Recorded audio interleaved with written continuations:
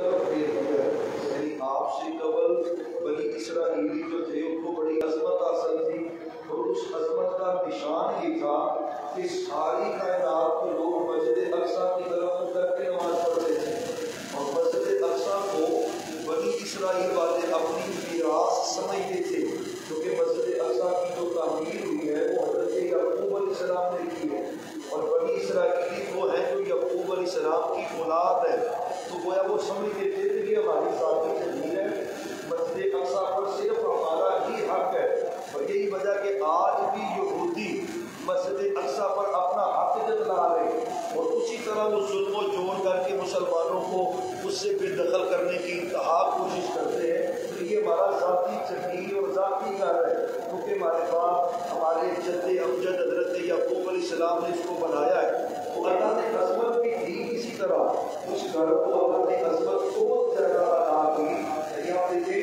کہ نبوت ملنے کے بعد 16 یا 17 مہینے ہمارے نبی محترم صلی اللہ علیہ وسلم اور پھر صحابہ کرام ہجرت کرنے کے بعد مدینے پہنچ کر جماعت بند ہو گئی، بعد جماعت بند ہو گئی، تو مسجد اقصیٰ کی طرف منہ کر کے نماز پڑھتے تھے، لیکن اس میں بھی نہ وہ بڑا ٹکراتے تھے یہودی اور عیسائی کہ تم ہو مسلمان لیکن قبلہ تو تم ہمارا ہی کچھ کرتے ہو نا، قبلہ تو ہمارا ہی تم استعمال کرتے ہو، اور آپ صلی اللہ علیہ وسلم کے دل میں بھی یہ خواہش پیدا ہو گئی کہ یار قبلہ بیت اللہ ہونا چاہیے۔ اچھا اس کے لیے خواہش دل میں تھی، آپ کچھ کہتے نہیں تھے، تو اس میں آتا ہے اکثر آپ نا آسمان کی طرف دیکھتے ہی رہتے، کافی وقت گزر جاتا، آدھا نہیں وقت کے مطابق زیادہ صحابہ کہتے ہیں لمبی دیر تک، کافی دیر تک آپ کا چہرہ پرانوار وہ قبلہ آسمان کی طرف بھی ہوتا، اور یہ سنت بھی ہے، کبھی کبھی اس میں عمل ہمیں کرنا بھی چاہیے، اس سنت کو ہمیں کبھی کبھی اپنانا بھی چاہیے کہ کچھ بھی کام نہ ہو تو آسمان کی طرف صرف دیکھتے رہنا، یہ محمد رسول اللہ صلی اللہ علیہ وسلم کی سنت ہے، بڑی پیاری سنت ہے، اور یہ ایک موقع نہیں ہے، اکثر موقعوں پر آپ صلی اللہ علیہ وسلم کی یہ عادت مبارکہ تھی کہ آپ اپنا چہرہ پر انوار آسمان کی طرف اٹھایا کرتے تھے۔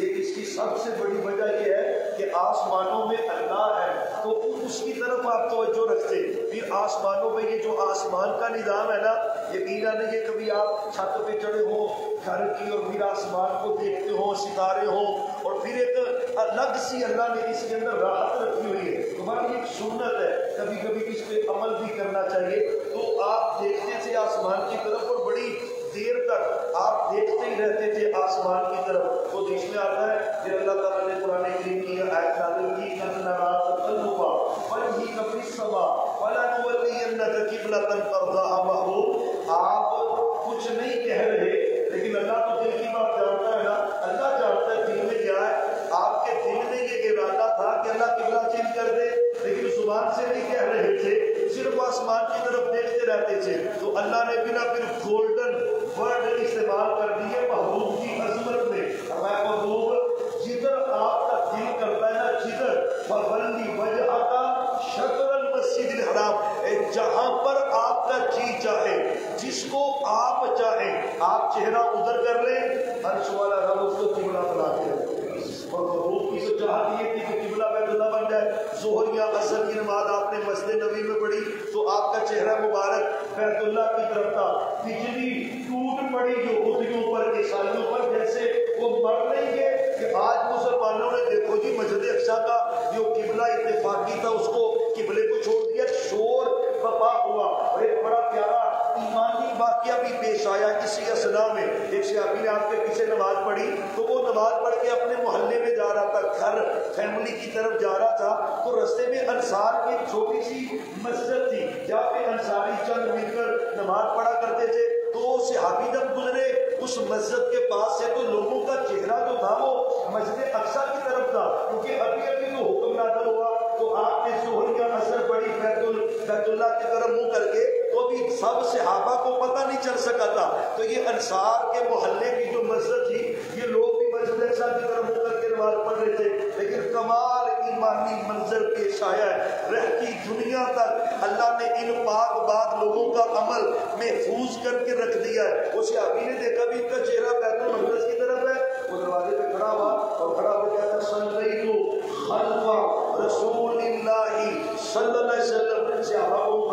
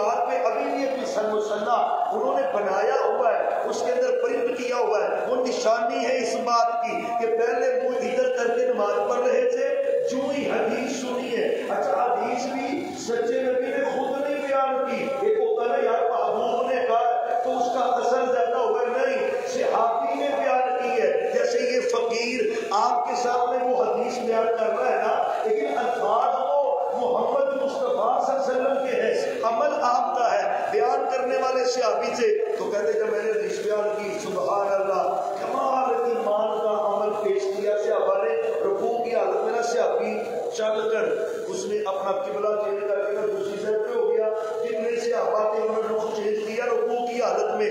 آج بھی اس مسجد کا نام مسجد قبلہ تین ہے کہ یہ وہ مسجد ہے کہ حدیث کے لفظ سنتے ہی صحابہ نے ایک نماز کو دو قبلوں کی طرف منہ کر کے ادا کیا۔ یہ کمال ایمان ہے سمینا و اطعنا کا کہ یا اللہ ہم نے سن بھی لیا ہے۔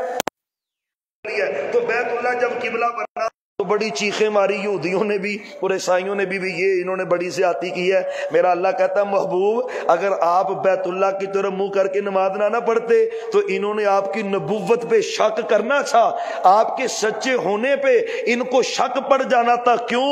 ہم نے تورات میں لکھا ہوا ہے جو آخری نبی آئیں گے اللہ ان کا قبلہ بیت اللہ بنائے گا، ان کا قبلہ بیت اللہ ہوگا۔ تو اگر آپ مسجد اقصی کی طرف ہی نماز پڑھتے رہتے تو انہوں نے شک کرنا تھا بھئی یہ سچا، نعوذ باللہ ثم نعوذ باللہ، یہ سچے ہوتے تو قبلہ چینج نہ ہوتا۔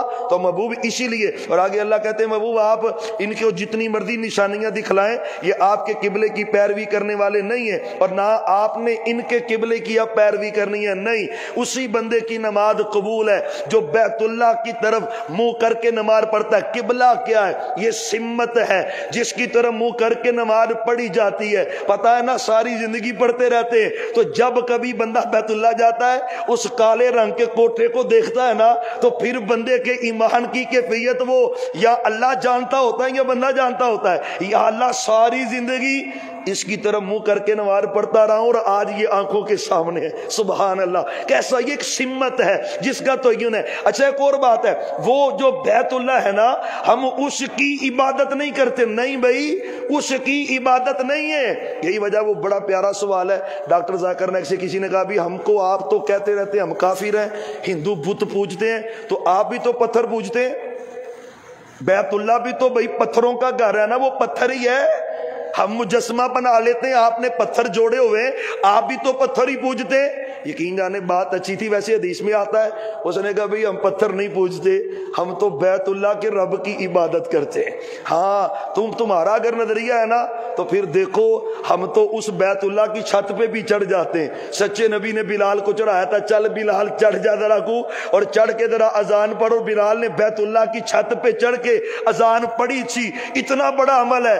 کہنے لگے بھی تم ذرا اپنا رب جو تم نے بنایا ہوا ہے نا ذرا اس کے اوپر چڑھ کے تو دکھاؤ مجھے، لوگوں نے چھتر مار مار کے تمہارا برا حال نہ کر دیا تو پھر کہنا۔ معلوم ہوتا ہے کہ اس گھر کی عبادت نہیں ہے۔ اور مسلمانوں کی ویسے حالت یہ ہے، کوئی اپنے گال رگڑ رہا ہوتا ہے، کوئی کپڑا رگڑ رہا ہوتا ہے اور پھر اس کے بدن میں مر رہا ہوتا ہے، پھر جسم ساتھ چمٹا رہا ہوتا ہے، بھائی وہ رب نہیں ہے، بھائی یہ رب نہیں ہے، اس گھر کے رب کی عبادت ہے، یہ ایک سمت ہے اور اس کے رب کی ہم نے عبادت و بندگی کرنی۔ تو مالک نے تحویل قبلہ کا تذکرہ کیا ہے، سمت ہوتی ہے قبلہ کی طرف، جانور ذبح کرنے سمت قبلہ ہے، مردوں کو دفن کرنا ہے سمت قبلہ ہے، یعنی اور بھی بڑے اعمال ایسے جن میں تعین ہوتا ہے اور مستحب عمل ہے۔ دعا کرنی ہونا ویسے تو آپ جیسے بھی ہوں دعا کریں تو اللہ رد نہیں کرتا، لیکن اگر اہتمام کے ساتھ دعا کرنی ہو تو کوشش کریں وضو ہو آپ کا اور آپ کا چہرہ بیت اللہ کی طرف ہو۔ جہاں پہ موقع ملا میرے نبی نے اسپیشل چہرہ بیت اللہ کی طرف کیا ہے، جو جب آپ طواف کر کے حرم کا صفا مروہ کی سائی کے لیے گئے اور وہاں پہ جو آپ نے دعا کی ہے کیسے کی ہے، صفا پہ پہنچ کر صحابہ کہتے ہیں اپنا رخ چینج کر کے آپ نے بیت اللہ کو دیکھنا شروع کر دیا ہے، بیت اللہ کو دیکھ کر پھر آپ دعا کر رہے تھے۔ ممکن ہو تو بیت اللہ کی طرف سمت کر لیں پھر اللہ سے دعا کریں تو یہ قبولیت کے زیادہ لائق اور بہتر ہے۔ مالک نے اس کا تذکرہ کیا ہے اور آگے چل کر اسی دوسرے پارے کے اندر اللہ بار بار پھر آگے بھی یہ تقریباً بار بار قبلے کی تحویل کا ہی تذکرہ، الذین آتیناہم الکتاب یعرفونہ کما یعرفون ابناہم، ساتھ اللہ نے اہل کتاب کا ذکر کیا محبوب یہ آپ کو ایسے پہچانتے ہیں جیسے اپنے بیٹوں کو پہچانتے ہیں، بلکہ شاعری نے لکھا ہے اپنے پتراں تے بھاویں انہاں نوں شک پہ جائے سونیا تہاڈی نبوت تے شک نہیں پہ سکدا، اتنی روشن نبوت اللہ نے آپ کو عطا کی ہے، مانتے ہیں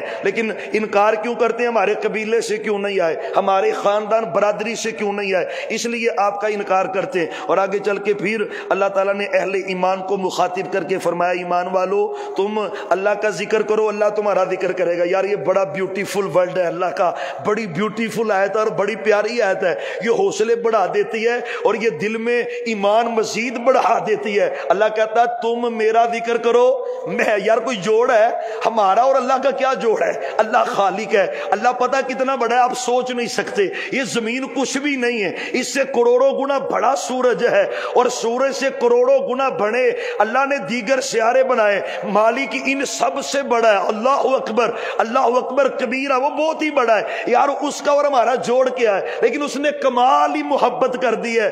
اللہ کہتا ہے میرے پیارے بندو تم زمین پر دارالمحمدیہ میں بیٹھ کے میرا ذکر کرو، سبحان اللہ پڑھو، میں عرش پہ فرشتوں کے درمیان بیٹھ کے تمہارا ذکر کروں گا۔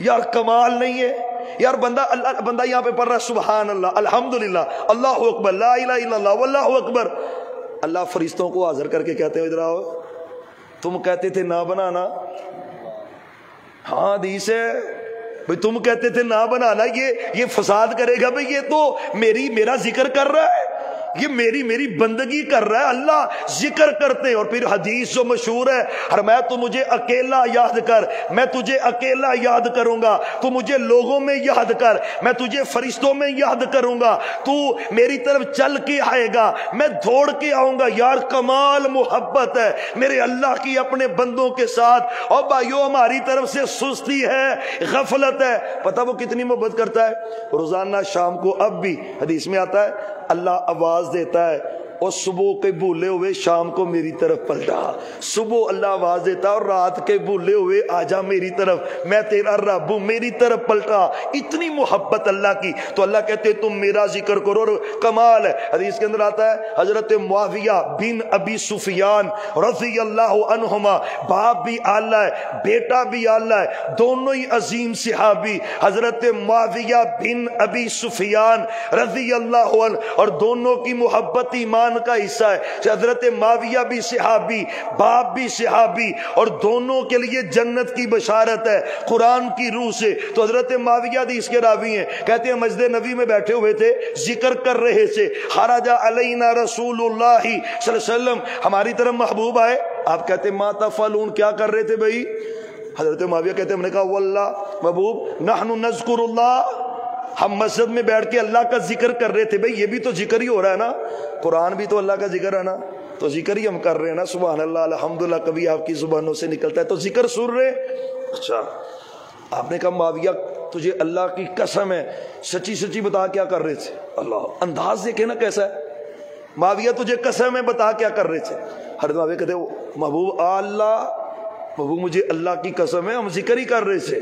صحابہ قسم میں نے اس لیے نہیں لی کہ تم پہ یقین نہیں ہے، قسم اس لیے لی ہے کہ ابھی ابھی جبریل میرے گھر آیا ہے، ابھی آتانی جبرائیل علیہ السلام فقال ان اللہ یباہی بکم الملائکہ، سپیشل پروٹوکول ہے کن کے لیے؟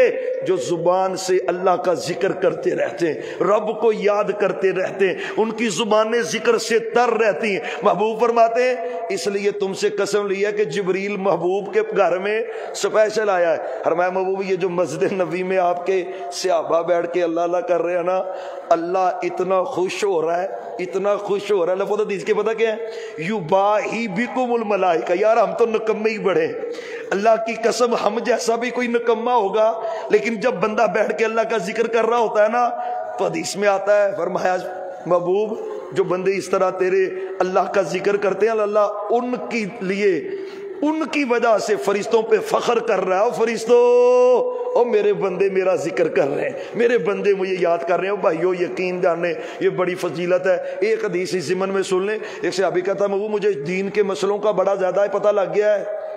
ہم سب کے لیے بڑی اہم حدیث ہے.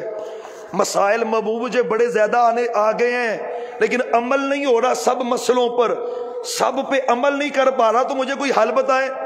آپ فرماتے ہیں تو ہر وقت ذکر کرتے رہا کر, کوئی کمی کوتاہی ہوگی بھی تو اللہ تمہاری معاف فرما دے گا. سبحان اللہ, کیسا پیارا عمل ہے. میں تم ذکر کرو اور وشکروا لی, تم میرا شکر کرو اور نہ شکری نہیں کرنا. یہاں پہ کفر سے مراد کفر دوسرا نہیں ہے, کفر سے مراد یہاں پہ نہ شکری ہے, نہ شکری نہیں کرنی, شکر کرنا ہے. شکر کے دو فائدے ہوتے ہیں, ایک تو جو نعمت ملی ہے وہ نعمت ہمیشہ آپ کے پاس قائم رہے گی. دوسرا فائدہ یہ ہے کہ اس نعمت میں اللہ برکت پیدا کر دیتا ہے, اضافہ کر دیتا ہے. یہ شکر کا فائدہ ہوتا ہے. یہ آگے مشہور رکوع ہے, وہی جو کل بھی بات ہوئی ہے, مدد مانگنی ہے نماز کے ذریعے اور صبر کے ذریعے. آگے چل کے پھر اللہ علیہ ایمان کا ذکر کرتے ہیں. جب ان کو کوئی مصیبت پہنچتی ہے تو وہ کہتے ہیں انا للہ و انا الیہ راجعون, کلمہ ترجیح پڑھتے ہیں. یہ کوئی بھی نقصان ہونا ہم نے صرف اس کو موت کے ساتھ خاص کیا ہوا ہے. کوئی بھی اکثر ہوتا ہے, مثال کوئی تکلیف دے یا کوئی ایکسیڈنٹ ہو جائے نا بندہ کرے بھی, یا کوئی اور نقصان ہو جائے, انا للہ پڑھے تو فٹ سے بندہ اگلا کہتا ہے بھی بندہ کو مر گیا ہے. یعنی ہم نے اس کو مرنے کے ساتھ بھائی مرنے کے ساتھ خاص نہیں ہے. کوئی کاروباری نقصان ہو گیا تو انا للہ و انا الیہ راجعون, کوئی تکلیف پہنچی ہے تو انا للہ و انا الیہ راجعون. تو یہ کلمہ بڑا قیمتی ہے. بلکہ جتنے بھائی بیٹھے ہو نا, کوئی نقصان تو زندگی میں ہوتے ہی رہتے ہیں.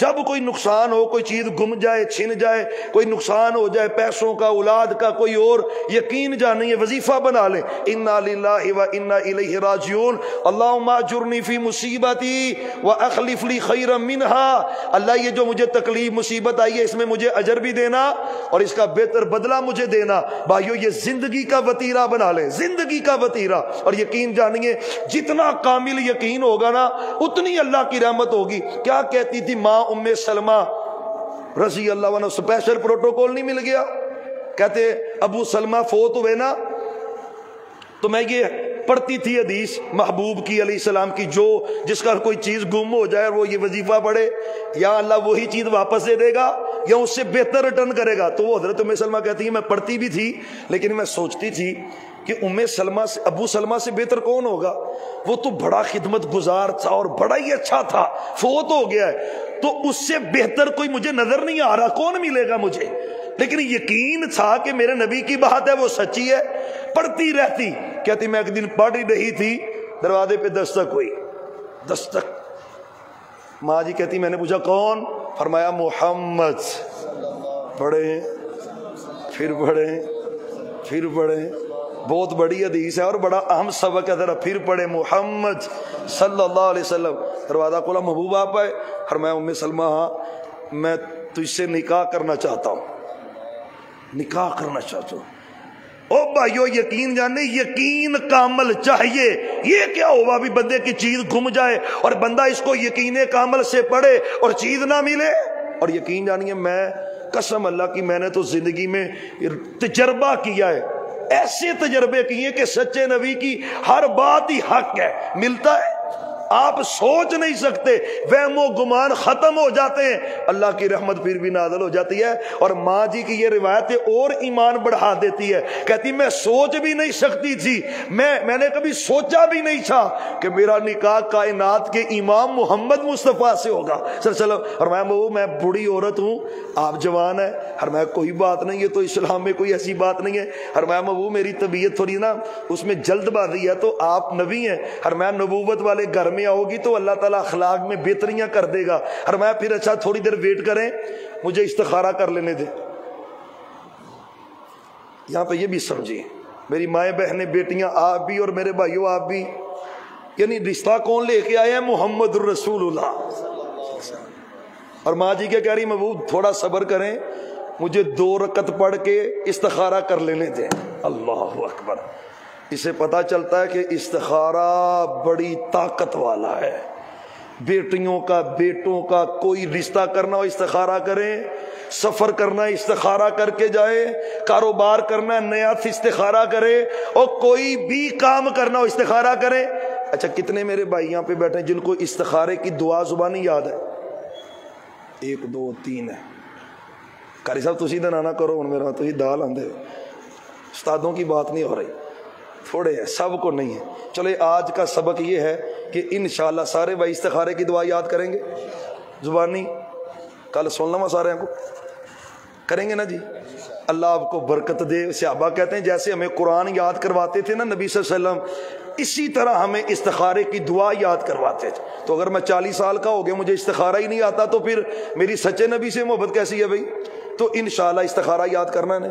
अल्लाहुम्मा इन्नी अस्तखीरुका बिइल्मिका व अस्तक़दिरुका बिकुदरतिका व असअलुका मिन फज़लिकल अज़ीम फ़इन्नका तक़दिरु व ला अक़दिरु व तअलमु व ला अअलम व अंत अल्लामुल ग़ुयूब। अल्लाहुम्मा इन कुन्ता तअलमु अन्न हाज़ल अम्रा ख़ैरुल ली फ़ी दीनी व मआशी व आक़िबति अमरी फ़क़दिरहु ली व यस्सिरहु ली सुम्मा बारिक ली फ़ी व इन कुन्ता तअलमु अन्न हाज़ल अम्रा शर्रुल ली फी दीनी व माआशी व आकिबती अमरी फशरिफु अन्नी वशरिफनी अन्हु वक़दुर लियल खैरा हैसु काना सुम्मरज़िनी बी। इस्तिखारा पढ़ के काम करे। माँ जी कहते 2 रकते पढ़ी इस्तिखारा किया फरमाया वो मुझे आपका निकाह कबूल है।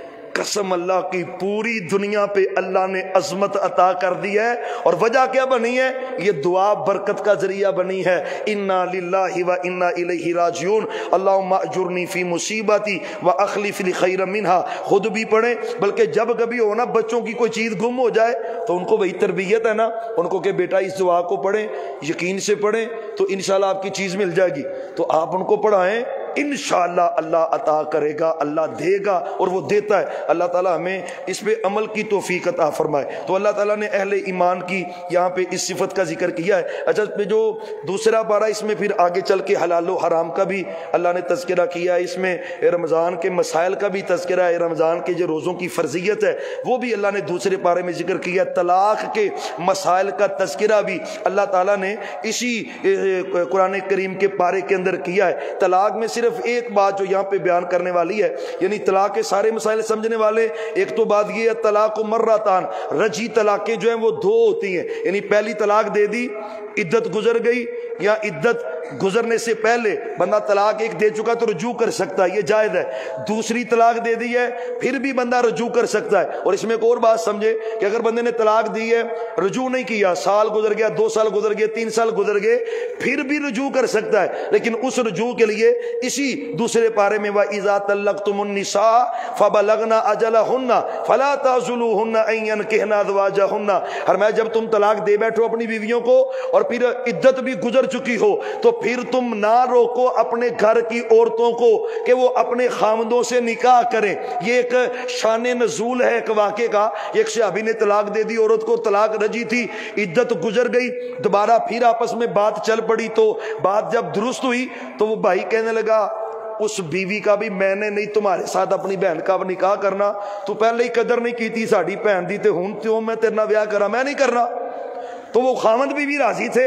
अल्लाह ने ये ऐत नाज़िल कर दी थी खबरदार जब वो दोनों राजी हैं तो तुम क्यों मना कर रहे हो भाई। ये रजी है तलाक यानी रजी तलाक हुई है इद्दत गुजर गई साल 2 3 4 5 गुजर गए फिर दोबारा अगर बात होगी तो निकाह नए सिरे से होगा नए गवाह होंगे नया निकाह होगा नया वलीमा होगा नया हक महर होगा रुजू हो सकता है। लेकिन अगर तीसरी तलाक दे दी है तो फिर दोबारा रुजू हो सकता। अच्छा एक मसला समझे यहाँ पे दा और ये माशरती मसला बहुत ज़्यादा है। अल्लाह कहते हैं फ़इन तल्लक़हा अगर वो उसको 3 तलाक़ें पूरी तलाक दे दे फ़ला तहिल्लु लहू तो वो बीवी उसके लिए हलाल नहीं होगी मिन बादु तलाक देने के बाद हत्ता तनकीहा ज़ौजन गैरा हत्ता के किसी और खामद से वो निकाह कर ले और खामद से निकाह करेगी तो फिर वो पहले के लिए हलाल हो सकती है। अच्छा इससे चोर दरवाज़ा निकाला हमारे माशरे के कुछ लोगों ने उन्हें कभी हलाला हो सकता है अगर पहले खामद के पास दोबारा जाना हो भाई तलाकें 3 दे दी और अब तो रवाज है थोड़ा सा ब्लड प्रेशर तलाक तलाक तलाक तलाक ये फैर तो वट पे पड़ा हुआ है भाई कागज में भी भेजना तो तलाक तलाक तलाक फारग भाई तो बाद में फिर मसले ढूंढता फिरता है किधर को जावा اور یقین جانیے یہ مسئلہ ایک ایسا نا، یقین جانے لائنیں لگی ہوتی ہیں لوگوں کی، اور قسم اللہ کی ہے میں ایک بات آپ کو کہتا ہوں، ہمیں کبھی کسی دوسرے کے پاس جانے کی ضرورت نہیں پڑی، اللہ کی قسم ہے زندگی میں کبھی کسی مسئلے کے لیے کسی دوسرے کے پاس جانے کی ضرورت نہیں پڑی۔ اور مجھ سے آپ پوچھیں تو میں گواہی دوں کہ آپ کے شہر کے علماء کی بیٹیوں کے مسئلے ہیں تو الحمدللہ فتویٰ لینے کے لیے فقیروں کے پاس آتے ہیں، جی آپ فتویٰ دے دیں، آپ کے فتوے سے میری بیٹی کا گھر بس جائے گا، وہ آپ کے فتوے سے میری بیٹی کا گھر چل سکتا ہے۔ اللہ کی قسم ہے ہم عزتوں پہ ڈاکے نہیں ڈالتے، قسم اللہ کی نہیں ڈالتے، کبھی یہ بھی نہیں ہوا کہ پیسوں کی خاطر فتویٰ مرضی کا دے دیا ہے، یہ بھی نہیں کبھی کیا، ساری چیزیں سب کچھ ہے، جوانیاں ہیں، سارا کچھ ہے، لیکن کس چیز کا ڈر ہے؟ وہ ایک اللہ کا ڈر ہے، عزتوں کی حفاظت ہے تو اللہ کے ڈر کی وجہ سے۔ اور دلیل کیا ہے؟ سچے نبی کے صحابی رکانہ آپ کے پاس آئے اور کہا تھا محبوب میں نے ایک مجلس میں 3 طلاقیں اپنی بیوی کو دی ہیں تو کیا کروں؟ آپ نے پہلے استفسار کیا افی مجلس واحد، ایک مجلس میں کیا ہے؟ کہتے ہیں ایک مجلس میں کیا ہے، فرمایا فرجہا، اپنی بیوی سے رجوع کر لے، تیری 1 طلاق ہوئی ہے، 1 طلاق واقع ہوئی ہے، 3 نہیں ہوئی۔ تو بھائیو یہ ہے کہ ایک مجلس کی 3 طلاقیں، لیکن اگر 3 طلاقیں ریئلی دے دی ہیں یا ایک ہی مجلس کی 3 دی ہیں، ایک تو بات ہے کہ وہ ایک ہے، اگر آپ اس کو 3 مانتے ہیں پھر اس کے لیے رستہ ناجائز نکالا ہے حلالے والا۔ اس میں کیا ہوتا ہے بھئی فوری کسی لڑکے کے ساتھ نہ، اور ایسے بھی بدتمیزی کے واقعات ہیں، وہ مولوی صاحب خود کہہ رہے جناب یہ خدمات تو میں بھی پیش کر سکتا ہوں، میں بھی حاضر ہوں اس گند کو کھلانے کے لیے اور اس گند کو گھولنے کے لیے میں بھی تیار ہوں۔ لعن رسول اللہ صلی اللہ علیہ وسلم المحلل والمحلل لہ، جو حلالہ کر رہا ہے کروا رہا ہے اس کے اوپر لعنت ہے اللہ کی۔ کس نے کہا ہے؟ نبی رحمت صلی اللہ علیہ وسلم نے کہا ہے۔ یعنی ابھی عدت ہے اور عدت کے دوران آگے نکاح ہو رہا ہے، اور وہ بے ایمان 5-7 دن منہ کالا کر کے کہتا جی میں نے طلاق دے دی ہے، پھر اسی عدت میں جا کے آگے نکاح ہو رہا ہے۔ اس میں رحم کے اندر جو نطفے مکس ہو رہے، حرام زدگی کی مثال قائم ہو رہی ہے۔ بھائیو دین پاکیزہ ہے، اسلام پاکیزہ ہے، یہ کبھی ایسی بے حیائی کا اسلام درس نہیں دے سکتا۔ اور میں آپ کو اپنے شہر کے ایک واقعہ نہیں کئی واقعات ہے، ابھی پچھلے دنوں کا واقعہ ہے، ایک شہر ہمارے کا اربوں پتی گھر ہے، اس گھر کا واقعہ ہے، لیکن اللہ کی قسم ہے عزتوں کی حفاظت کرنے والے اور قرآن و سنت کی تعلیم پر عمل کروانے والے۔ اور یہی وجہ ہے اب تو سلامتی کونسل نے، شرعی کونسل نے یہ قانون پاس کر دیا ہے، جو 3 طلاقیں اکٹھی دے گا اس کو سزا ہوگی۔ اب آپ کچہری چلے جائیں نا، اس کو کہیں بھی 3 طلاقیں اکٹھی لکھ دے، وہ کبھی نہیں لکھ کے دے گا، نہ ابھی نہ میں نہیں لکھنی، 1 طلاق لکھوں گا، پتا کیا قانون بن چکا ہے۔ کیوں نہ بنے؟ اسلام ہے، شریعت ہے۔ کاش تم نے اللہ سے ڈر کے یہ فیصلہ کیا ہوتا، تم نے تو لوگوں کے حالات دیکھ کے فیصلہ کیا ہے۔ تو بہرحال 3 طلاقیں اگر ایک مجلس کی ہیں تو وہ 1 طلاق ہے، کتنی ہے؟ رجوع ہو سکتا ہے بھائی، رجوع ہو سکتا ہے۔ یہ جو ہے نا کام یہ ریئلی واقعہ ہے۔ اگر طلاقیں 3 ہو گئی، اب وہ ریئل حقیقی نکاح کرے گی بی بی آگے، حقیقی لمیٹڈ سال کا بھی نکاح ہو تو ناجائز ہے، لمیٹڈ 1 سال کا بھی نکاح، 2-3 کا لمیٹڈ، بھائی 3 سال بعد میں تجھے طلاق دے دوں گا نکاح کر، ناجائز ہے؟ قطعاً جائز نہیں ہے، چاہے جائے کہ 1 دن اور 2 دن اور 3 دن کا ہو۔ اچھا یہ جائز ہے تو پھر متع کیوں حرام ہے بھائی؟ متع کیوں حرام ہے؟ اس کو ہم کیوں حرام کہتے ہیں؟ سارے اہل سنت مسالک کہتے ہیں کیوں حرام کہتے ہیں؟ اس میں تو بھی یہی ہے، اس میں تو بھی یہی کیا جاتا ہے نا، پیسے دے کے طے کر کے چند دنوں کے لیے وہ نکاح ہی تو کرتے ہیں۔ او بھائیو خدا کا خوف کھانا چاہیے، اسلام نے جو تعلیم دی ہے وہ حقیقی نکاح کرے، زندگی گزارے۔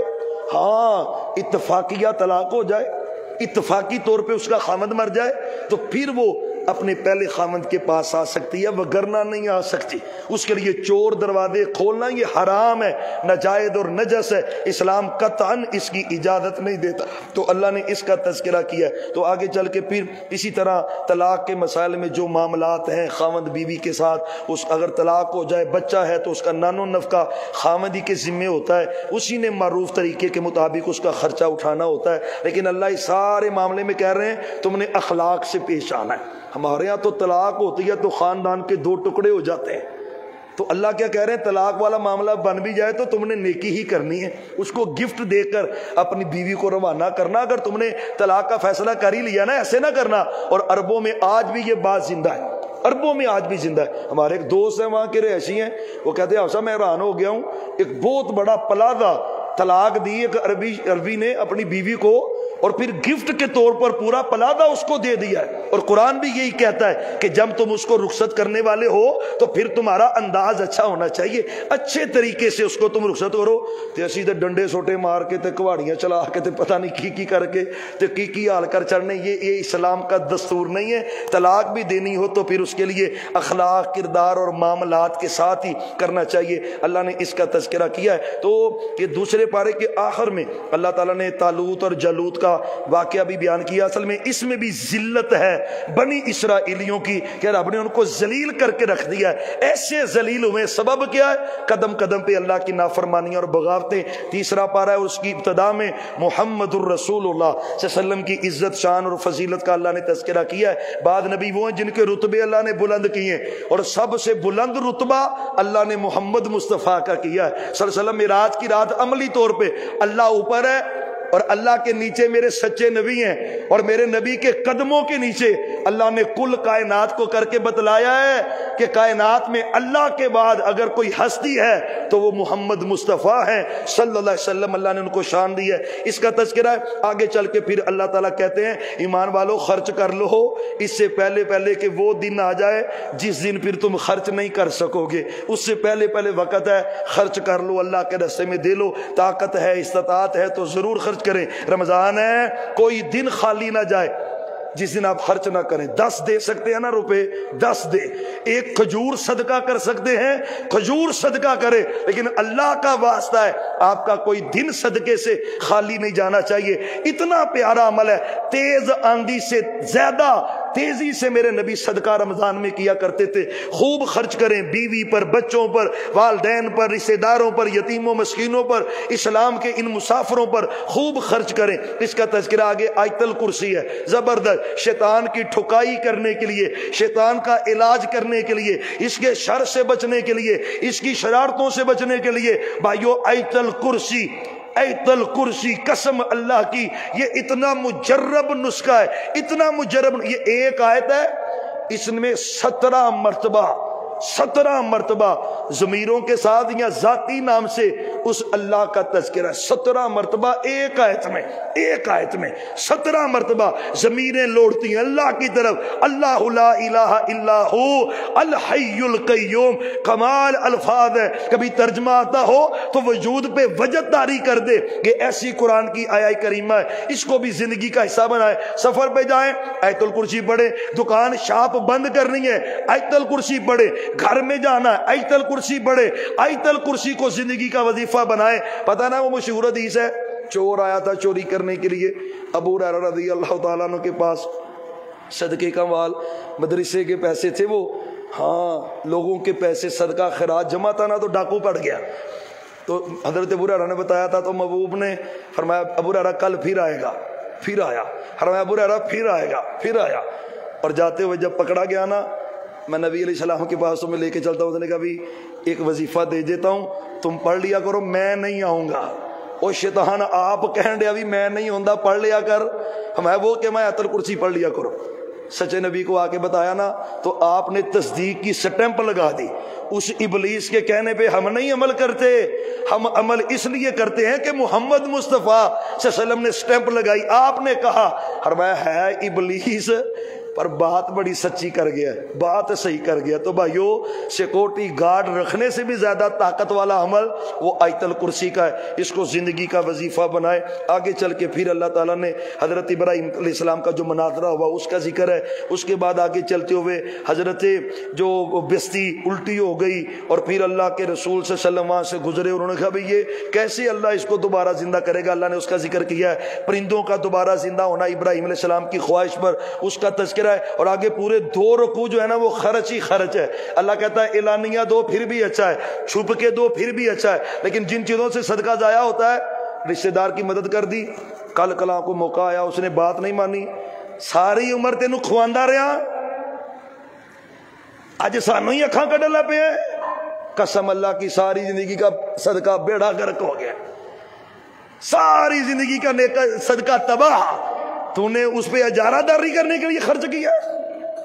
اللہ کہتا ہے نا، تکلیف کے ذریعے اپنے صدقے ضائع نہ کرو، ریاکاری کے ذریعے بھی ضائع نہ کرو، تکلیف کے ذریعے دے دیا تو بس اللہ کی سپرد ہے، بھائی میں نے تجھے اذیت دینے کے لیے نہیں کیا۔ تو اللہ کہتا ہے اس طرح نہیں نا تم صدقہ کر سکتے تو اچھی بات ہی کہہ لو، اور اچھی بات نہیں کہہ سکتے، کوئی دوست آپ سے مل رہا ہو تو سمائل ہلکی سی دیں، اوے ہسبو، اوے ہسنا بھی سننا تے یقین جاننی، جب کوئی دوست ملے نا تو ہمیں کسونا نہیں بٹے جانا چاہیے تھا 12 بجے نے منہ تے نہیں، یقین جانے حدیث ہے وَتَبَسُّمَكَ لِأَخِيكَ هُوَ لَكَ صَدَقَةٌ۔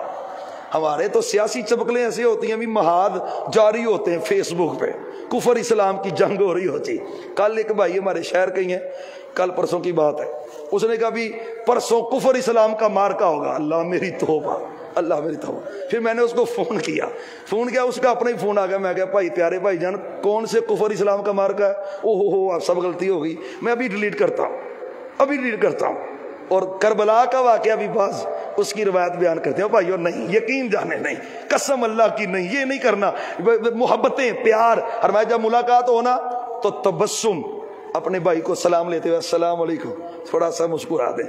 سچے نبی فرماتے ہیں ایک ہلکی سی سمائل دینے سے اللہ بندے کے نامہ اعمال میں صدقہ کرنے کا اجر لکھ دیتا ہے۔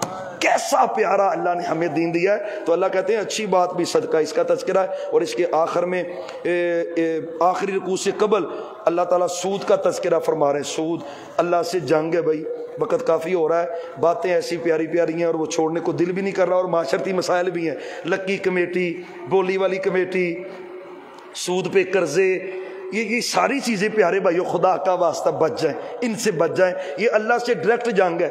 میں آپ کو کئی نام گنوا دوں شہر کے جو سودی لین دین کرتے تھے تو رب نے تباہ کر کے رکھ دیا ہے، نام و نشان ان کے مٹ گئے، سبب کیا ہے؟ سود کا لین دین ہے۔ تو خدا را بھوک کاٹ لیں پر سود پہ کوئی چیز نہ لیں، نہ سود پہ لیں نہ دیں۔ اور اس کے بعد اللہ کہتے ہیں جو بھی معاملے کرنے ہو نا آپس میں، اس کے لیے لکھت پڑھ کر لینی چاہیے۔ اس پورے رکوع میں اللہ نے اس کا تذکرہ کیا ہے، لیکن آگے گنجائش ہے، فَإِنْ أَمِنَ بَعْضُكُمْ بَعْضًا، اگر تمہارا آپس میں اعتماد ہو ایک دوسرے پر تو پھر ویسے بھی کر سکتے ہو، لیکن پھر بھی بہتر کیا ہے؟ تحریر کر لیں۔ یاریاں سجنیاں دشمنیاں بدل جاندیاں نے، کی پتہ لگتا ہے تو بندے دے مکرندہ کی پتہ لگتا ہے، تو اگر تحریر لکھی ہوگی تو وہ سند ہوتی ہے، تو یہ بہترین عمل ہے، لکھ لیں، تحریر کر لیں۔ تو آخر میں سورہ بقرہ کی 2 آخری آیات ہیں، پورا ہی قرآن مکے مدینے میں آیا ہے، پورا ہی قرآن، یہ 2 آیتیں دینے کے لیے اللہ نے محمد مصطفیٰ کو آسمانوں پہ بلایا۔ آپ اندازہ لگائیں اس کا VIP پروٹوکول کتنا ہوگا، کتنا پروٹوکول ہوگا اس کا بھی۔ پورا قرآن زمین پہ آیا ہے، آیت الکرسی بھی زمین پہ نازل ہوئی ہے، جبریل آئے ہیں، لیکن آمن الرسول دینے کے لیے اللہ نے سچے نبی کو آسمانوں پہ بلا لیا ہے۔ تو یہ خصوصی اللہ کا خاص گفٹ ہے محمد مصطفیٰ صلی اللہ علیہ وسلم کے لیے، تو ہمیں بھی اس گفٹ کی قدر کرنی چاہیے نا جی۔ تو یہ بھی یاد کریں، ایک اب آپ نے استخارے کی دعا یاد کرنی، ٹھیک ہے؟ آیت الکرسی تو سب کو یاد ہی ہوگی انشاءاللہ، آمن الرسول بھی بڑے بھائیوں کو یاد ہوگی، جن کو یاد نہیں ہے خدا را وہ بھی یہ یاد کر لیں، قیمتی گفٹ ہے اللہ کی طرف سے، جو سنایا ہے اللہ اس کو قبول فرما لے، کوئی کمی کوتاہی ہے اللہ اس کو درگزر فرما دے۔ وما توفیقی الا باللہ، آخر دعوانا ان الحمدللہ۔